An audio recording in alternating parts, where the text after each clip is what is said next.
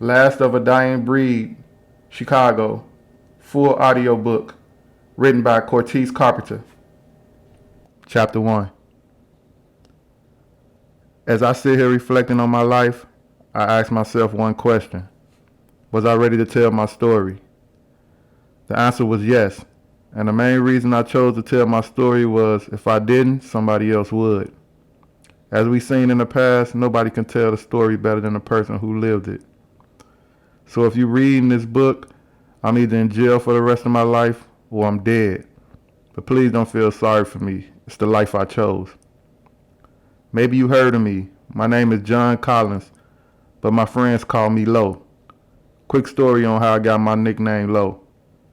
One summer when I was 12, it was a very hot day, and I was thirsty and hungry, but I didn't have any money. As me and a couple of my friends was walking down the street, I saw an old lady with a big red purse. So I came up with a plan that I could snatch it and run. When the opportunity presented itself, I snatched her purse and I ran.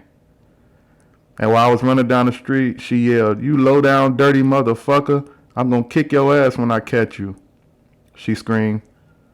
Of course, she never caught me, but ever since that day, my friends laughed and joked at me about it. And at some point, they started calling me low down dirty motherfucker. And eventually, they started calling me Low for short. And that name stuck for whatever reason. Anyways, I was born and raised on the south side of Chicago in Robert Taylor Homes Projects. It was a high-rise building with 16 floors and 10 apartments on each floor. Word on the streets was in the early 90s, I was responsible for over 20 murders in the city of Chicago before I turned 17 years old. Now it's up to you to decide whether that's true or not once you finish reading this book. But whether you believe me or not, only God knows the truth. My mom and I lived in 5041 South Federal in apartment 1608. At that time in the 90s, it was the worst projects. Just look it up. During that time, gangs took over our projects and crack became a main staple in our community. Even with all of that as a kid, I think I lived a great life. At least that's what I thought. When I was young, I never looked up to sports heroes. The gangbangers was who I looked up to, and so did the rest of the kids in the projects. Not only did they have the money, cars, clothes, and women, they was also accessible to our community. They was the ones giving out turkeys, book bags, throwing school functions, fireworks shows, and etc. But all that said, they had something that I respected the most, and that was fear. The fear that people had when gangs came around, I swear it was nothing like it. But enough of all that. Let me tell you how I became who I am. When I was 12, me and my best friend Tyrone was playing catch on the porch. Since Tyrone couldn't catch the ball that good, I became bored as usual.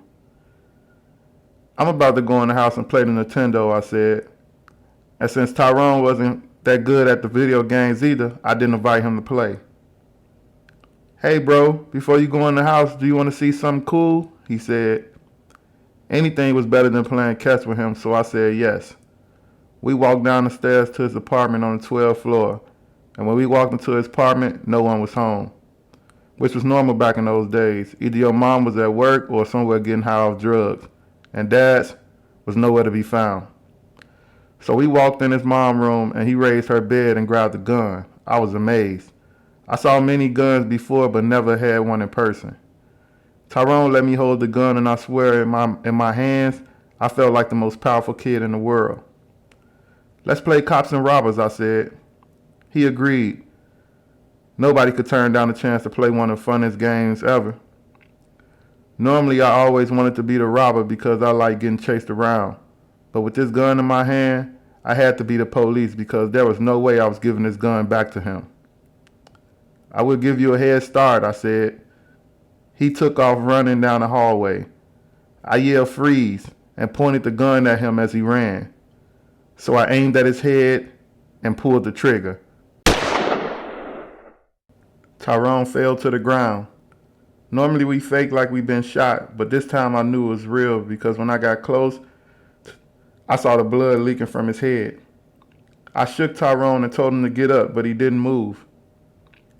So I put the gun in my pocket and I ran back upstairs to my apartment.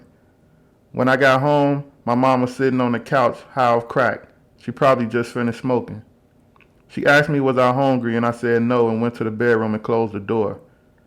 I pulled the gun out and I put it under my bed and then I laid down. For some reason, I didn't feel any pain or remorse for what I just did to Tyrone. What I actually felt was how powerful I was now that I had a gun. And before you judge me, Tyrone was my best friend. And I can honestly say that that's the only murder that I didn't purposely commit. And if I could take it back, I would. But that's just how life goes. Later that day, Tyrone's murder was all over the news. Over 20 police officers was all throughout the building investigating on what happened to Tyrone. They never made an arrest or found a murder weapon. Back then, so many murders was happening in our projects, but it was the first kid that's been killed in my building, so it was kind of a big deal. I remember briefly being asked questions by the police, but I was a really good liar, so they believed me when I told them I haven't seen them since earlier. The police only investigated Tyrone's murder for about 2 weeks before the next murder happened, and then they was off to solve that one. That's a shame, right? Well, not for me, because maybe I wouldn't be telling you this story if I got caught. A couple of weeks later, I remember getting dressed for Tyrone's funeral, and I could barely put on my clothes because I was super nervous. My hands were shaking and I had the bubble guts real bad. I told my mom I didn't want to go, but she forced me to go because Tyrone was my best friend. Only if she knew I was the reason he was dead. But then again, if I didn't show up, it would look suspicious, especially to Tyrone's mom because we have been best friends since we was 9 years old.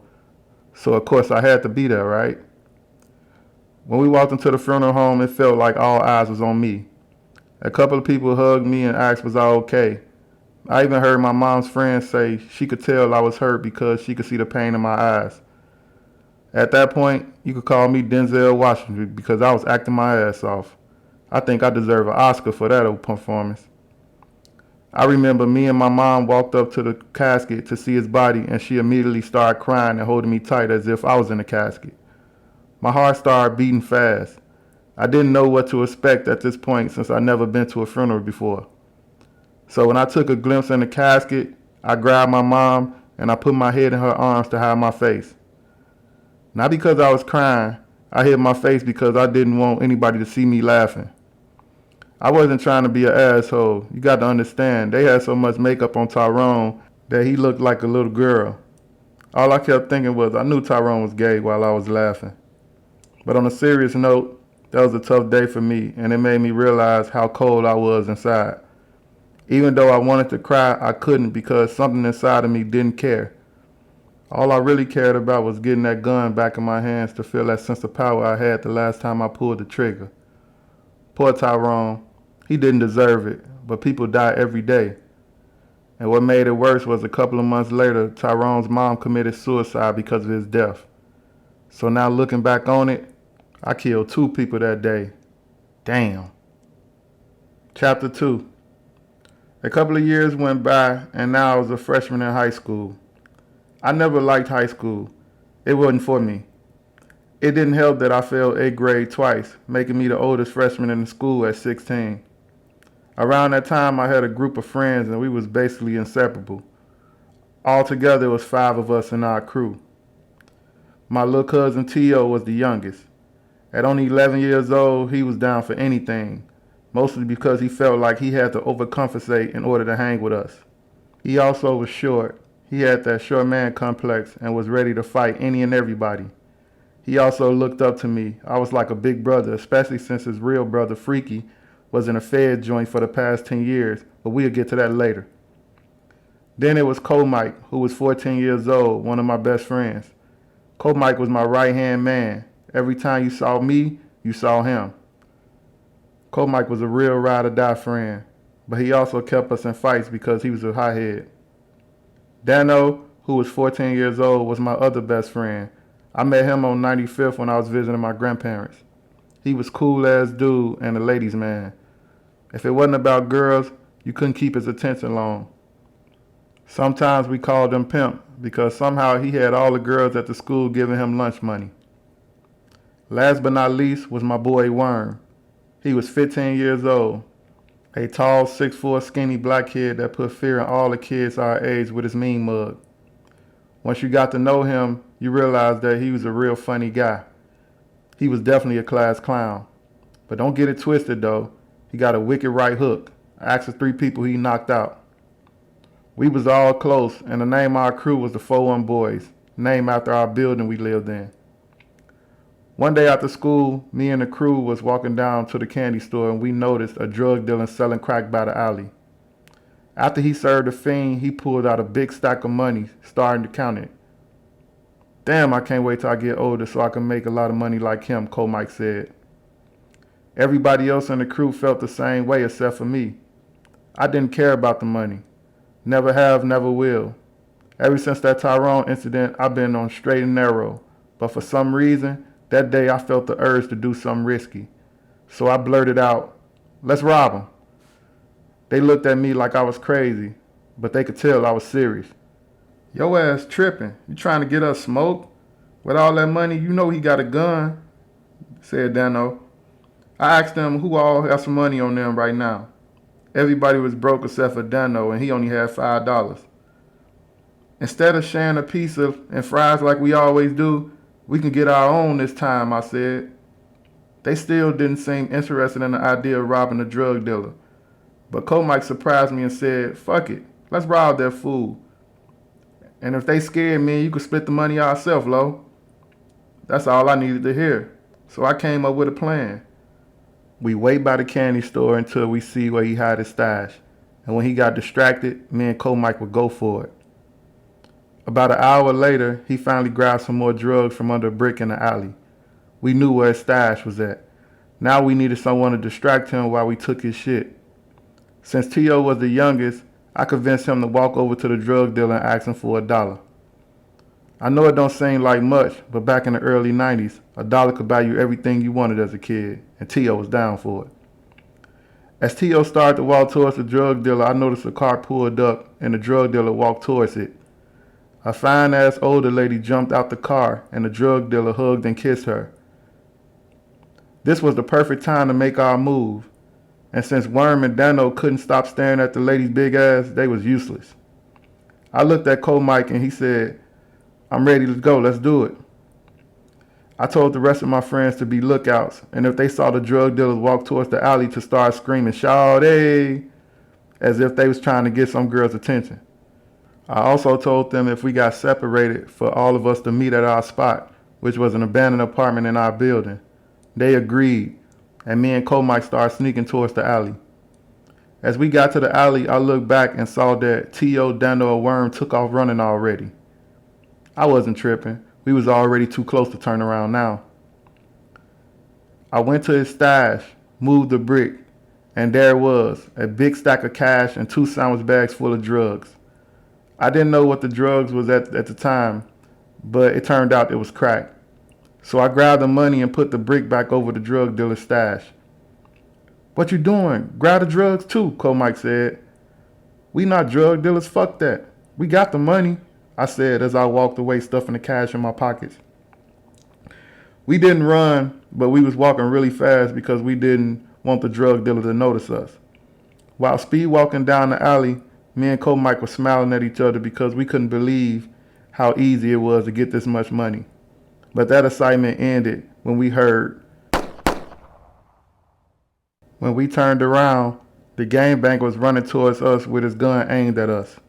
We stopped walking, or it was more like we froze. We wanted the money, but not bad enough to die for it. We stood there and put our hands up as he got close to us. "Y'all little niggas trying to rob me? I should kill y'all right now. Where the fuck my money at?" said the drug dealer. Me and Cole Mike was still froze and was obviously scared for our lives. I mean, we was kids. He noticed his money stuffed in my pockets, so he pointed the gun at my head and started digging in my pockets, taking his money back. "I should shoot you in your motherfucking head, little nigga," he threatened. As he got all his money out of his pocket, he hit me with the handle of the gun and knocked me on the ground. I immediately felt the blood dripping from my head. He hit me so hard that I thought I got shot. While he was putting his money back in his pocket, Cole Mike managed to sneak away grabbed a brick and hit the drug dealer in the head and knocked him on the floor. The gun fell on the ground and so did the money. Comite came to me and helped me up. Low, get up while he down. I got up with the blood still dripping from my head. I looked at the drug dealer on the floor holding his head, and all of a sudden I seen red. I didn't know if it was the devil taking over my body or the blood from my head getting in my eyes, because that's all I seen. But I grabbed the gun off the ground, and all of a sudden I felt that power again. The feeling I had years ago. Comite screamed, "Let's go before he get up and kill us." I walked up to the drug dealer and pointed the gun at him. When he lifted his head up, he saw the gun pointed at him, and I could see the fear in his eyes. He pleaded for me to take the money and go, but I had something better in mind. And without thinking twice, I shot him 2 times in the head. And I was so close that when I shot him, blood splashed all over me, and I saw his brains all over the ground. Comite took off running, and I grabbed the money that wasn't covered in blood. Then I headed back down to the alley where the drugs was at. After I grabbed his drugs, I walked away so I didn't look suspicious. I remember walking back home thinking, I'm the king of the world, and nobody can fuck with me. By the time I made it to the spot, all of my friends was there, and from the looks of their face, Comite told them what happened. I swear, I felt like I was walking into an intervention or something. I smiled, pulled out the money and drugs and said, "This is about $1,100 in cash and 2 bundles of rocks. We rich now." But for obvious reasons, they wasn't as happy as I was. "Did you really shoot that dude in the head?" said Dano. "Hell yeah. You see my eye? I lost so much blood I feel lightheaded," I replied. Worm started panicking. "We going to jail, man. I can't go to jail. They gonna try to rape me." They was all scared, and at this point, I knew I had to calm them down. Better yet, this was the opportunity for them to see who I really was. "That nigga is dead. Hell yeah, I killed him. And I'll kill anybody else fuck with us," I said. Then I pulled out the gun and said, "It's time for us to grow the fuck up. I'm tired of being broke and hungry, ain't y'all? So for now on, it's blood in and blood out. Who with me?" I think they were scared I was going to kill one of them because I could see the fears in their eyes. It was like they saw the devil for the first time. But I would never hurt them. They was my best friends. I only wanted what was best for all of us. And I was willing to kill to get it. So I split the money between us, and I told them they could leave, and I would talk to them later. Plus, I had to go home to see if I could get some of this blood out my clothes. And when they left, I hid the money and drugs in the kitchen cabinet and went home. The next day, I remember waiting under the building for my friends so we could walk to school together like we did every morning. I waited for about 15 minutes. When they didn't show up, I just walked to school. As I got close to the school, I seen my friends walking into school together, and I was pissed. I couldn't wait to get out so I could confront them bitch-ass niggas. Even my cousin Tio was with them, and that fool lived with me. When school was over, we met at the playground where all the popular kids hung out at. I confronted them. "Why the fuck y'all leave me this morning?" I shouted. They were sitting there in silence until Tio said, "Lo, we don't want the money or the drugs. We just want to be kids." I knew they probably convinced him to say that because they knew I wouldn't hurt my little cousin. All I could do is shake my head because I was very disappointed in them. I mean, these was my best friends, and basically they turning their back on me. And without saying a word, I walked away. I'm not gonna lie, that shit hurt my feelings. But I wasn't tripping. I had myself and I had my gun, so fuck friends. And they never gave me that money back either. Now that I think about it, dirty motherfuckers. Chapter 3. I was running solo for the next couple of months. By then, I was into snatching purses and robbing people to make a few extra dollars. The drugs I took from that dude I smoked, I ended up selling to one of the gangbangers in my building for cheap. Mainly because I didn't know what the fuck to do with them. Also, by that time, I already had dropped out of school. My mom didn't care as long as I threw her a couple of dollars to feed her drug addiction. I would see my ex-friends from time to time, but I ignored them every time they tried to talk to me. I even convinced my mom to send Tio, my cousin, back to his mom. One time, I saw Worm getting jumped on by a group of kids and I thought about helping them, but I kept walking. Crazy part was I made sure he seen me before I walked away, so he could see how I felt when him and the rest of our friends turned their back on me. Around that time, I was all about making money and my name for myself in the Robert Taylor Home projects. Before my 17th birthday, I was on top of the world. Well, at least I felt that way. I had 2 bodies and $16,000 saved up from robbing and stealing. I literally had more money saved up than most 9-to-5 people made in the building. I was hood rich. The morning of my 17th birthday, I remember I was on the couch eating cereal when I heard a knock at the door. When I answered it, it was my cousin Tio. I opened the door and I sat back down on the couch. "Yo, cuz, me and the guys want to have a talk with you," Tio said. "For what? Y'all didn't want to talk to me then, so fuck y'all want to talk to me now," I said. He told me how they got robbed at gunpoint by a couple of Princeton boys, which was our rivals since we was kids. I'm not gonna lie, that got my attention because we used to get into fights with them all the time. Now that we older, I saw that they was bringing in guns, so that brought me excitement. Also, I did kind of miss my friends, but if I helped them, they would have to gain my trust back for the shit that they did to me in the past. So I agreed to a meeting to set up later on in the day after they got out of school. Later on that day, I pulled up to their school in a stolen car waiting on them to get out. When they got out, they embraced me like never before. And I ain't gonna lie, that shit felt good. Plus, it was my birthday, so it's pretty cool to be with my friends again. Cole might ask, "Hey, where you get this car from?" I lied and told them that I bought it from a crackhead, because I knew they scary ass wasn't gonna get in if they knew it was a stolen car. As we got in the car and we was riding, Vern started telling me the story about what happened, and I interrupted him. "We finna ride on them niggas right now. Is y'all down?" They all agreed, so I started driving towards 49th and Princeton. When I pulled up to Princeton, I parked the car. We saw 2 of them Princeton niggas standing at the end of the block selling drugs. I pulled out the gun and said, "Which one of y'all gonna step up and smoke these niggas? I mean, they started the gunplay and now we gonna finish it." They was quiet, looking around at each other, looking stupid. "Fuck it, I could drop y'all off at the building shit. I got shit to do today," I said. I was visibly disappointed because they came to me with this bullshit. Plus today my birthday, I had shit planned. "Give me the gun," Dano replied. I gave it to him and explained to him how to use it. After that, I told him I was going to pull up on the side of them and all he had to do was lower the window down and start shooting. I could tell he was nervous, but it was time for him to gain his stripes. So I started driving down the block slow, and the Princeton boys was not paying attention. I stopped right in front of them. Dano lowered his window and started shooting at them.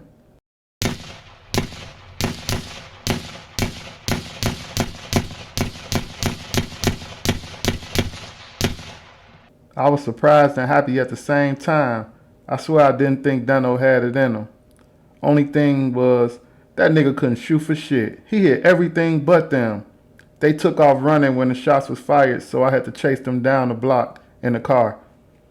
They cut down the alley and I drove behind them and jumped out the car pointing my gun at them and told them to get on the ground or I would kill them.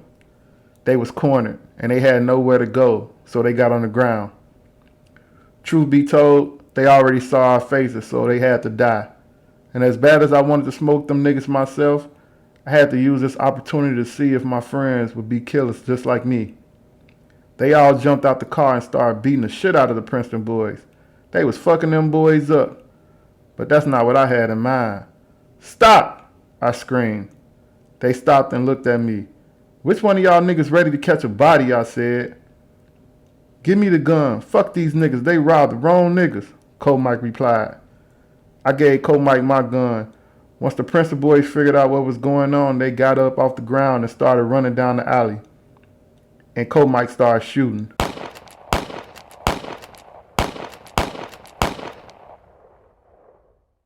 He hit one in the leg and one in the ass, and they both fell to the ground and were screaming for help. I ran to the car and grabbed my other gun out the trunk, and I jogged back down the alley where they was on the ground. And when I got to the first dude, he was pleading for his life, but I shot him right between his eyes. I swear I saw his soul leave his body. Then I walked to the other dude, and he pulled out some money and was pleading for his life. I could tell you where the rest of the money at. Please don't kill me. Please, he pleaded. Fuck your money, nigga. I want your life, I replied, while I emptied my clip in his head.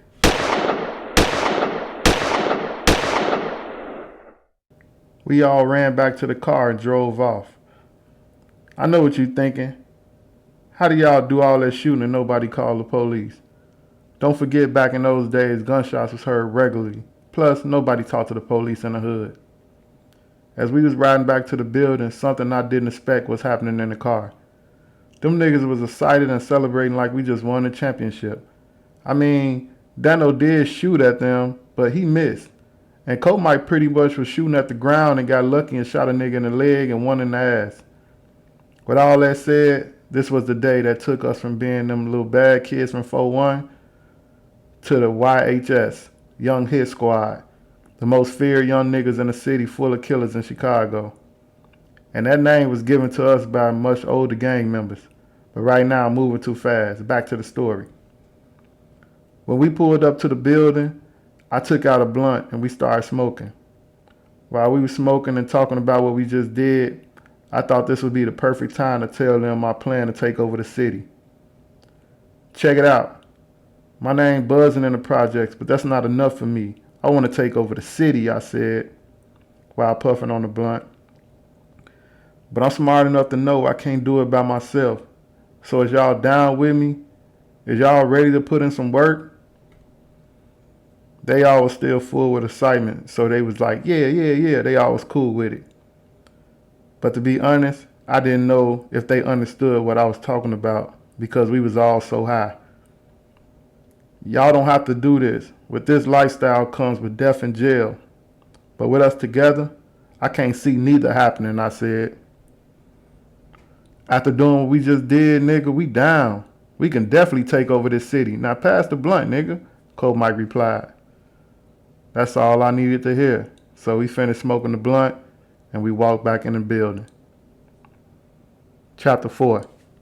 The next day I was on the couch eating noodles, and all of a sudden I came up with a dope idea. Instead of taking the whole crew on hits at the same time, I decided to take them one by one so they could get their first kill. That way I could teach them everything they needed to know in order to be like me. So basically, if they wanted to be part of the crew, they had to catch a body. And this gave them their chance to walk away if they didn't want this lifestyle.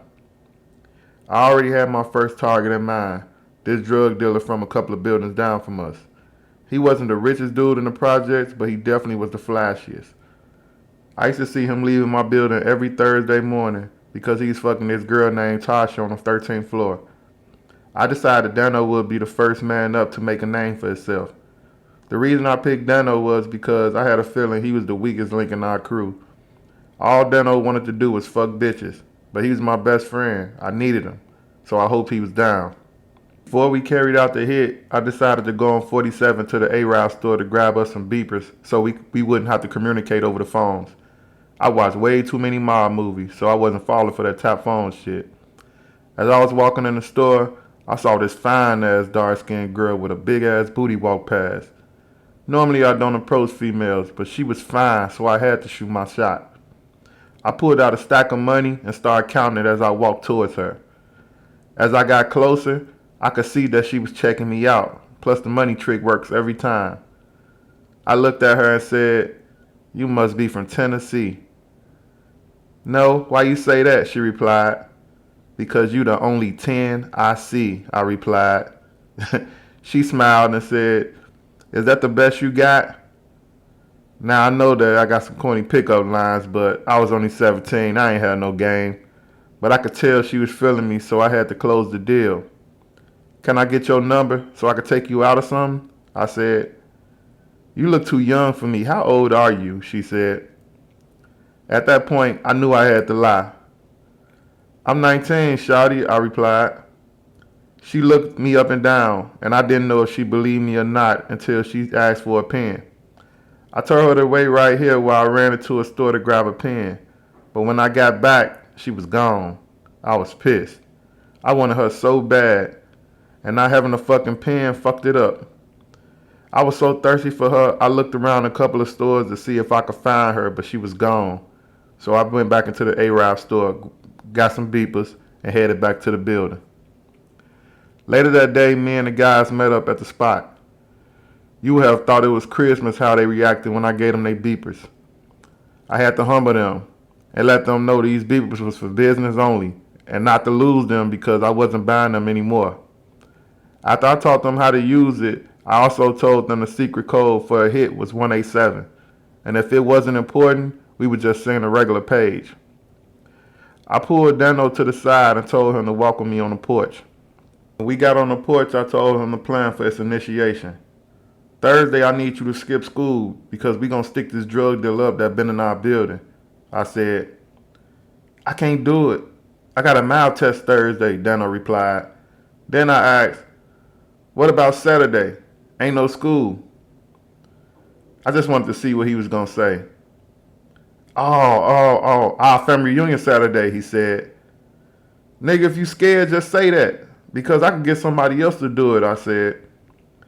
Dano shook his head. You could tell he was conflicted and if he wanted to do it or not. I told him fuck it. I would get Worm to do it with me, and I walked back towards the spot. Hey, Lo, what time we gonna meet up? Dano replied. I looked back at him and smiled. I knew he wouldn't leave me hanging. Meet me at my crib at 7:15 in the morning, I said. So Thursday morning came and me and Dano was at the spot and grabbed 2 guns. Well, actually 3 because I had 2 just in case one jammed on me. After we got scrapped, we took to the stairs to go to the 12th floor and waited by the elevator. We waited for like 35 minutes until we finally saw Dude leaving the crib. So the plan was wait by the elevator with Dude and hit him up there. When I looked up to see if Dano was ready, this nigga was sweating like Patrick Ewing at the free throw line. I told Dano to relax and follow my lead, and he nodded his head. When the drug dealer walked by the elevator, I said, what's up? He looked at his watch and said, shouldn't y'all little niggas be in school? Never mind, I know y'all ditching. I used to do the same thing, he laughed. He noticed how nervous Dano was and asked if he was good. I couldn't wait no longer, so I pulled out my gun and said, get your bitch ass on the ground, it's a stick up. He got on the ground, but you could tell he was salty about getting robbed by 2 kids. Man, y'all little niggas don't know who y'all fucking with, do y'all? He said. I told Dano to hit his pockets to see if he had money and drugs. Hey, take the watch too. That's my birthday gift, I said. Dude kept getting louder and louder talking shit, so I hit him in the mouth with the handle of the gun so he could stop talking. When Dano took everything from him and gave him to me, I said, it's time. Dude peeped game and said, please, shorty, I got like 100,000 in my crib right now. You can have it all. Just let me go, please. I promise you, you'll never see me again. I was young, but I wasn't dumb. So I said, Dano, shoot that nigga. Dano aimed his gun at him. Shot Dude in the stomach and took off running. I tried to call Dano back so he could make sure he was dead, but once he hit the stairways, he was gone. Dude was rolling around on the ground, holding his stomach, screaming for help. So I finished the job. I hit him twice in the head and took off running. When I got to the spot, Dano was pacing back and forth saying, I can't believe I killed him. I told him to calm down. He was still alive when you shot him, man. You gotta finish the job, nigga. When we do hits, we make sure we hit him in the heart and the head, nothing else. Because if we miss, we could end up in the jail for 100 years, you dig? I said. He said okay, but he was still noticeably shaken up. So I know what I had to do. I pulled out a blunt and gave it to him. We started getting high and playing Nintendo like nothing happened. Chapter 5.